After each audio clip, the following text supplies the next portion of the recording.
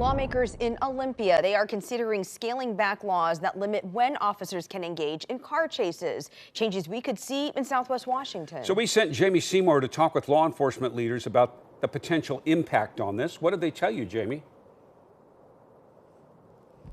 Yeah, right now, the strict laws in place limit what officers in Washington can do when it comes to engaging in a pursuit with a suspect. But if it makes it into law, one House bill currently in the works would scale back some of those restrictions, which one sheriff says is important for them to be able to do their jobs.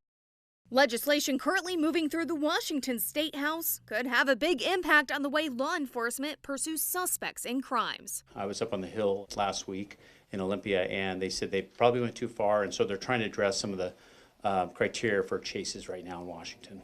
Right now, the current police pursuit law requires probable cause be established for crimes like a violent offense, sex offense, or suspicion of DUI. The proposed pursuit update currently going through the State House would instead require reasonable suspicion of violent offense, sex offense, DUI, vehicular assault, domestic violence assault, or an escape. The Clark County Sheriff's Office says it's a change that's needed. People are wondering, what's the purpose of law enforcement? If you get behind somebody in one of those felony situations and we turn the lights on, they run and we can't stop them, they're wondering what the good of law enforcement is doing. One crime left out of House Bill 1363's committee revision Thursday, property crime, including stolen vehicles. Both Democrats and Republicans have explained why they do or don't want changes to the current law.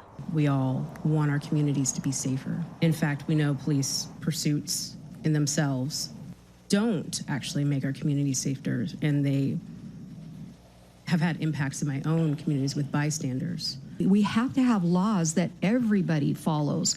Otherwise, we get what we have right now, and I have serious concerns that if we don't do something to start supporting our police, we're already last in the nation for 911. With the session wrapping in April, Sheriff John Horch says the clock is ticking. It's going to take both parties up in Olympia to work together, and right now they currently are. But I've learned something in politics is it comes down to voting day. Sheriff Horch tells us there are dozens of other bills moving through the state legislature regarding public safety, and one he would like to see passed would delegate some tax dollars solely to hiring more law enforcement, which he says is needed, as Washington State has one of the lowest ratios in the country of officers per 1,000 residents. Reporting live in Vancouver, Jamie Seymour, KOIN 6 News.